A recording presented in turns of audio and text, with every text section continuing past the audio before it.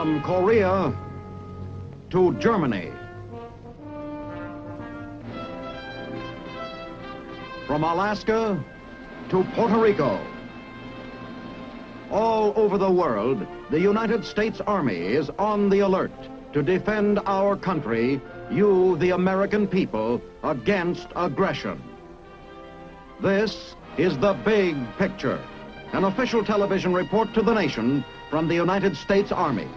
Now, to show you part of the big picture, here is Sergeant James Mansfield. Today, The Big Picture brings you firepower. The story of the big guns and the men behind them. The story of the artillery. It's of interest to note that approximately 3/4 of all enemy casualties inflicted in Korea have been credited to artillery action. Now let's see how it happens. Let's go up front with the guns in Korea, learn what a fire mission is, and how it's accomplished in battle.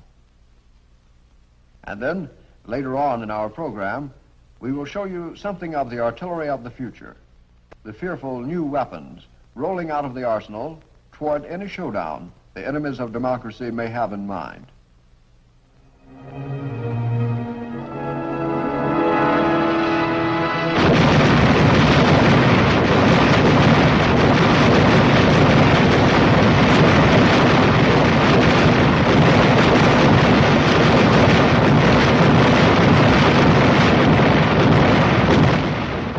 Firepower, the job of the artillery, to get it where it's needed, when it's needed, the kind that's needed, whether an earthquaking barrage to launch a major action, or a lonely howitzer somewhere in Korea lobbing out a few rounds to take care of an enemy outpost. Artillerymen fire the anti-aircraft guns. They shoot off the guided missile.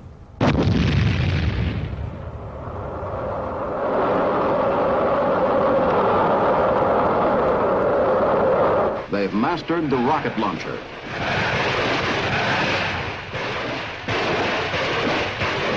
And they're all ready to cut loose with the real Sunday punch, the 280mm giant that can deliver an atomic shell.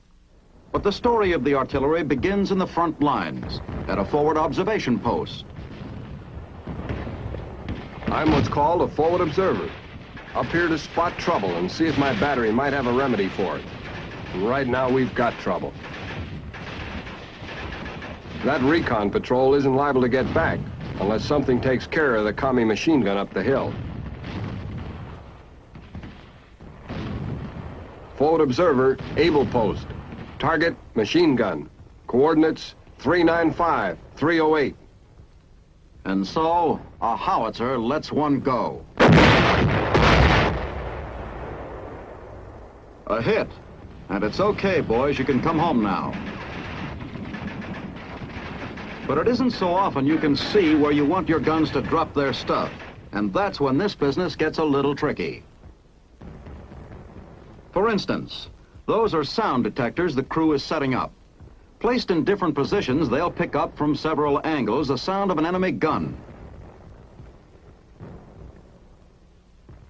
At the forward post, the observer waits till the enemy starts firing and cuts the sound equipment in on the excitement. A recorder back in the sound van adds up the information brought in by the microphones, and the computers interpret them. Result? Well, the chances are that enemy gun has learned too late not to shoot off its big mouth.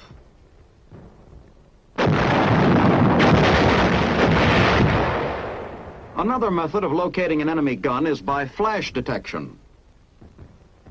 The flash of the weapon as it fires is picked up by the scope, and back at the command post, the dope is translated into language that a gun can understand. So one of our howitzers talks right back.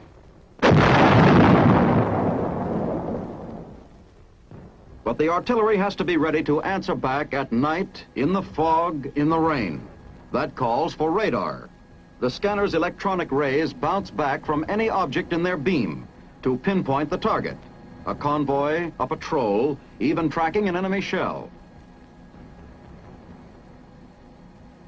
The information is passed on to the guns and shooting with a postgraduate education.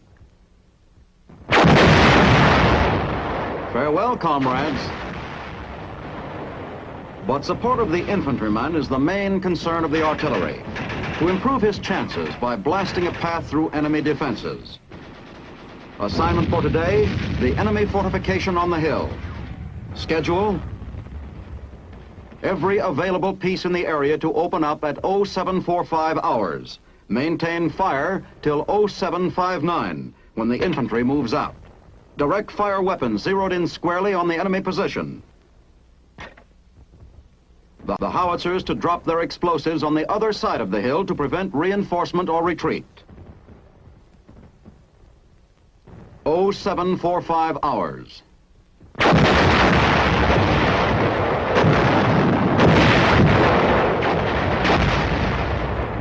Firepower.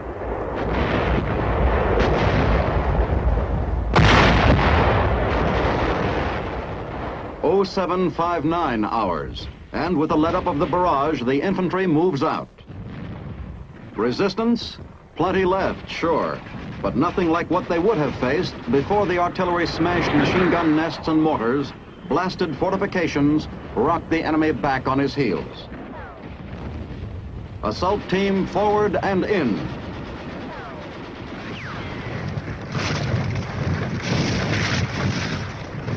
While the infantry presses ahead to the objective, artillery observers from the air call for special fire on resistance points where there's no danger of hitting our own troops. Fire mission, enemy mortar, coordinates 384-621.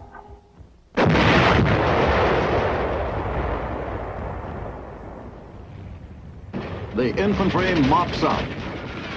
And another nameless but vital Korean hill is within the United Nations lines. The rubble of war, empty shell casings by the thousands, help to total the cost in taxpayers' money. But they also add up to a lot of taxpayers' lives saved, taxpayers in uniform. Ammunition ship ahoy. Tight packed in her hatches, more thousands of tons of destructive power for our guns. Ticklish business where there isn't much room for mistakes, but the transportation men have handled a lot of ammo in Korea by now. Shells to add to the mounting stockpiles of the forces of the United Nations, even while our guns outfire those of the enemy 10 to 1.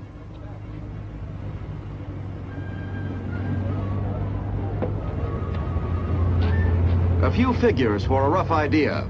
Artillery shells actually fired in Korea June 1950 to December 1952. 105 millimeter ammunition, 600,000 tons. 155 millimeter shells, over 300,000 tons.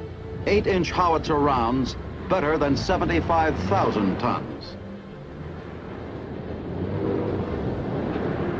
Shipping and transshipping. From the U.S. to Japan to Korea. It's a long, long way to the front for the ammunition.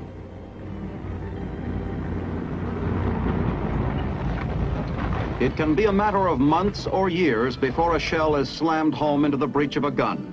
For though the U.S. 8th Army in Korea has often fired more than 200,000 rounds of ammunition in a single day, the supply must always be greater than the demand to pile up enough surplus for any need.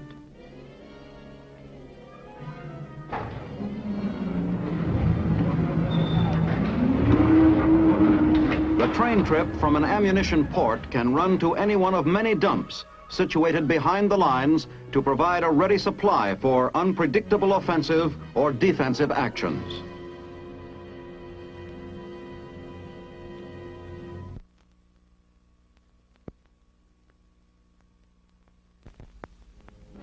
Korean civilian labor, for the most part, under supervision of our military, keep the tremendous tonnages of our ammunition pipeline flowing forward. Headed for one of the ammunition dumps scattered strategically behind every artillery concentration in the battle zone. And drive slow, take it easy. There's an awful lot of explosive up ahead. A big ammunition dump in Korea can cover anywhere to 7,500 acres, stacked from one end to the other with every kind of round, from pistol cartridge to shells for the 240mm gun. And they can use the storage space when they have to help fill requisitions of as many as 1 million artillery shells for guns of a single division in a 2-week barrage.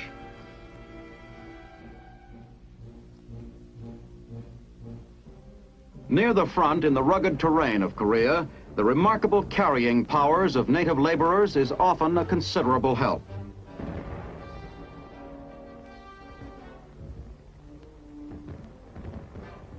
The Koreans have their own word for the work of the human pack animal. Chogi, they call it.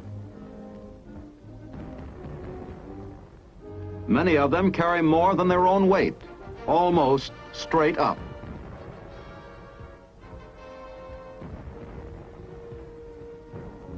But GI ingenuity has solved the supply of ammo in tough terrain in other ways. An aerial cable car to carry food for the guns, positioned high atop a mountain peak.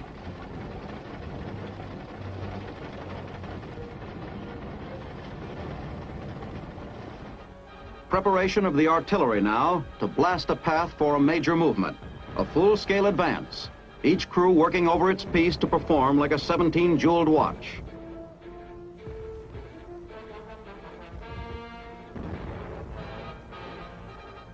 Behind the lines, ordnance does the big overhaul job.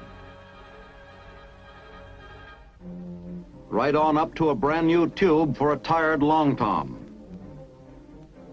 When the order comes down for the big push, everything that can shoot or be made to shoot is fitted into the firing plan. Even anti-aircraft guns are moved forward to be leveled at ground targets when not needed against enemy planes.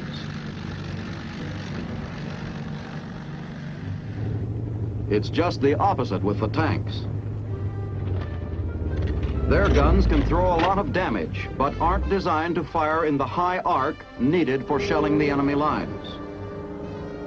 So an earthen ramp is improvised to point the tank gun up with sufficient elevation to join in the barrage. And load ammunition. Fuses set for all the varied needs of battle. Proximity and instantaneous, most useful for anti-personnel. Delayed action fuses for piercing armor and fortifications. Ranges set. Observers ready. And 0 hour for the big shoot.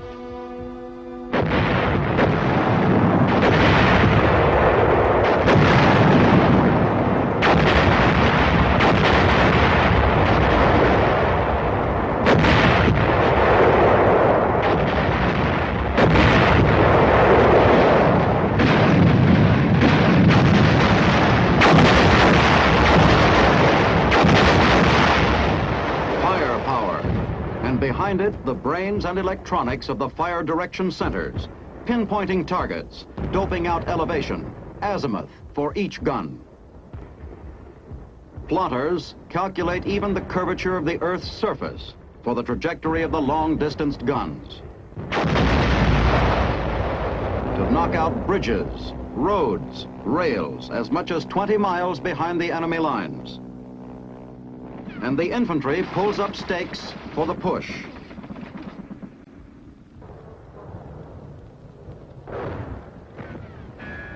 Now, even greater need for ranging precision to maintain a spearhead of explosives, maybe only 100 yards in front of our own men.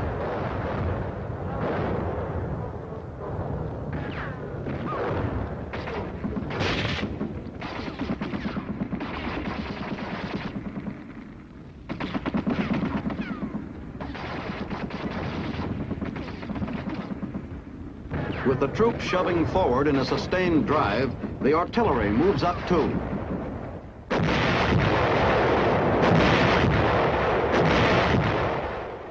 Other weapons leapfrogging ahead.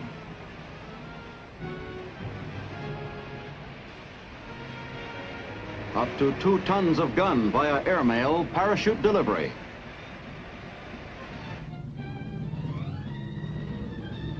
Firepower in a hurry. Ammunition too getting there the quick way, and the artillery is ready again to let go, backing up the infantry in close support.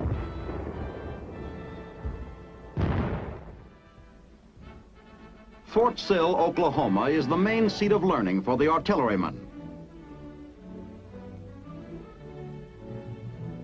It's here that he gets most of the tremendous amount of technical knowledge that goes into the artillery's guns along with the ammunition.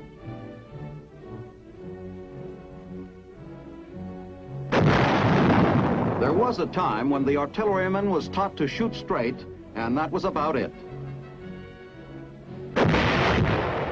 Today he learns to fire practically around corners, with courses ranging as high as 47 weeks of intensive training.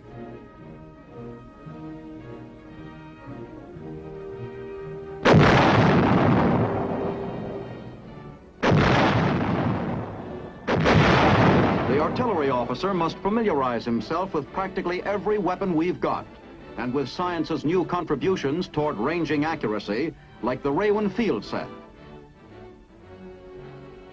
The radio sonde signals back meteorological data, which a radio sonde recorder collects as radar tracks the balloon through the sky.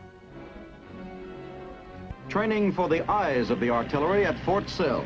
Low flying, a special brand required for direction of artillery fire from the Army's winged observation post, the L-19.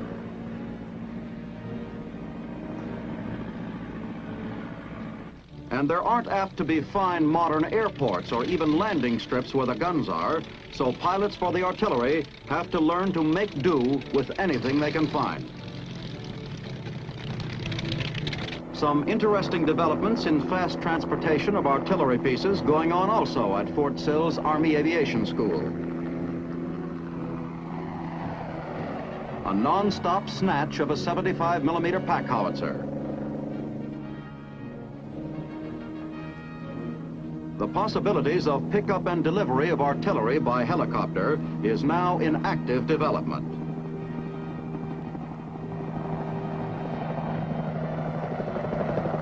It puts down the weapon right where it's wanted, all ready for firing, and may soon answer pressing need for fast movement of firepower in and out of tough spots.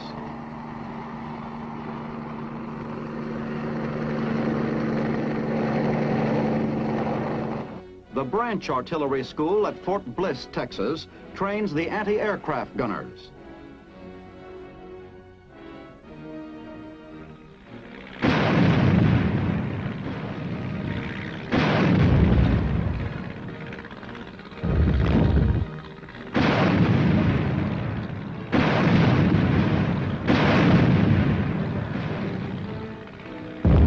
Not so good. So it's back to the classroom for the crew to find out where they were off in their orientation and synchronization of the battery. If you pick up something on the tracker that you know is exactly 3010 mils azimuth, then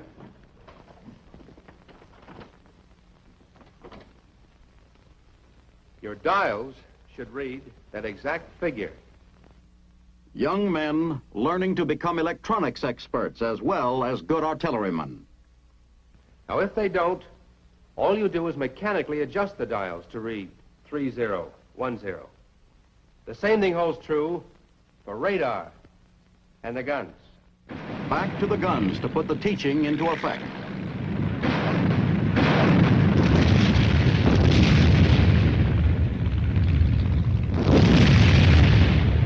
And the lesson for today seems to have clicked. And there's lots new in the anti-aircraft weapons themselves, like the new Sky Sweeper, designed to guard our cities and critical areas. Her insignia is a witch sweeping the skies, and the gun lives up to it. On practically the push of a button, she can spot attacking aircraft, track it, and automatically aim and fire. She throws 45 shells a minute and can reach up 4 miles.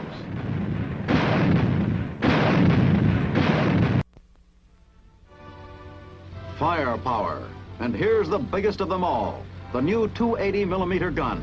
Millions saw it for the first time in the presidential inaugural parade, the cannon that can fire atomic shells. The most powerful gun in the history of warfare, but in comparison with giant weapons of the past, she handles like a baby buggy. 84 feet long, but capable of right-angle turns, whipping around corners with the agility of a hook and ladder.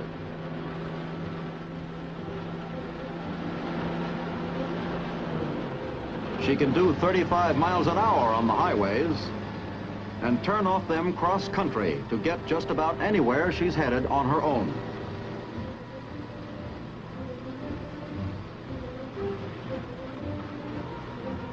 Complete mobility for the 85-ton rig, of enormous tactical value when the great gun is called into action. Suspended between its cabs, the gun can turn practically in its own length, a great help for fast maneuvering in tight spots.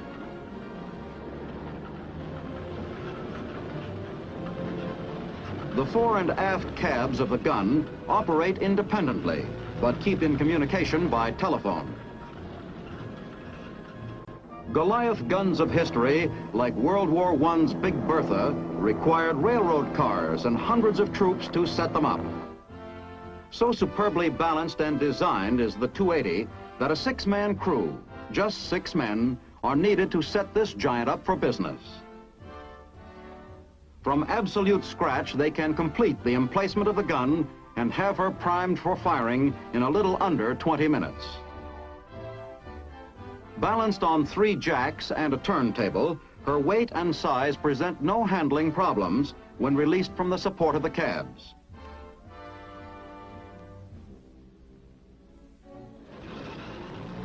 And clear gun for firing preparation.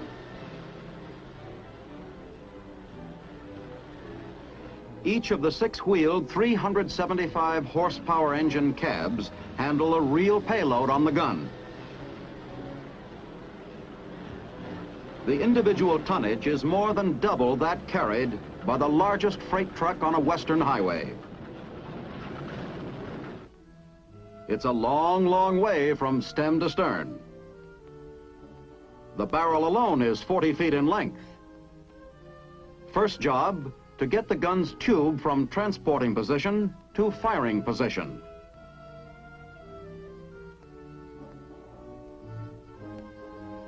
Power for that operation is furnished by cab number 1.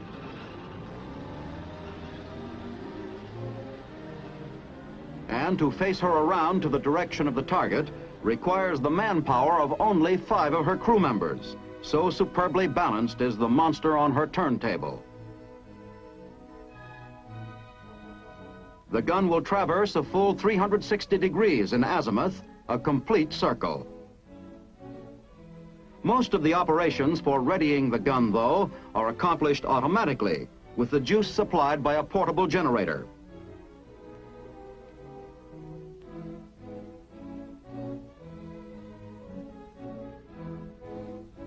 But no dependence on an electrical power supply for operation in battle. In the event of power failure, all of the gun's controls can be operated manually. The barrel can be lifted to fire at an angle of 55 degrees elevation. And the smoothly geared mechanism takes less than 30 pounds pressure to raise and depress the enormous tube. And ready to load her.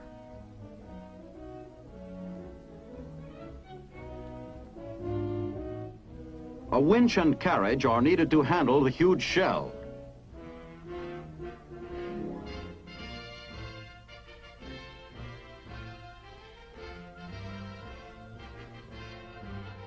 No, not the atomic variety this time, but the procedure would be just the same to load up with the kind that raises a mushroom of destruction. Just a conventional 280mm shell, if you can call a projectile this big conventional. A shell that will travel 20 miles and land on a pinpointed target.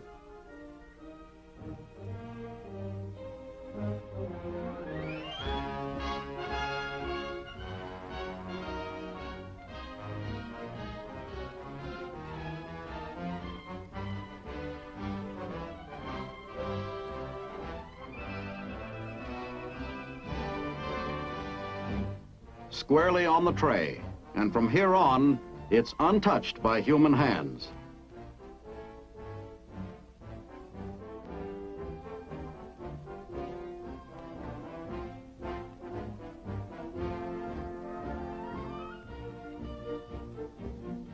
The shell is driven home by hydraulic rammer.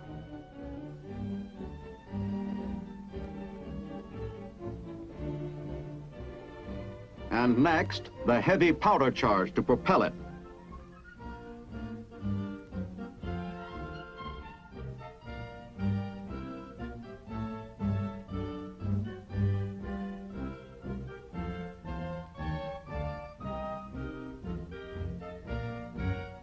And button her up. Primer. Lanyard. Elevation. Azimuth. And she's ready to fire. The great gun, the biggest of them all.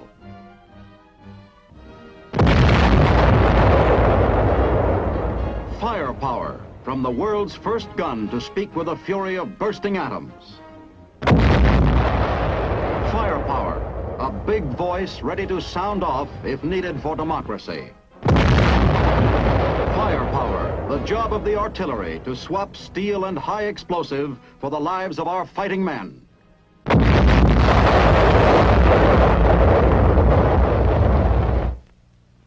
Yes, the artillery is rolling along toward greater weapons to sound off in defense of democracy with an even mightier voice. Next week, The Big Picture brings you the story of special services and the recreation program in the Army, which is carried on wherever American soldiers are stationed. The Big Picture is a weekly television report to the nation on the activities of the Army at home and overseas. Produced by the Signal Corps Pictorial Center. Presented by the U.S. Army in cooperation with this station. You can be an important part of the big picture. You can proudly serve with the best equipped, the best trained, the best fighting team in the world today, the United States Army.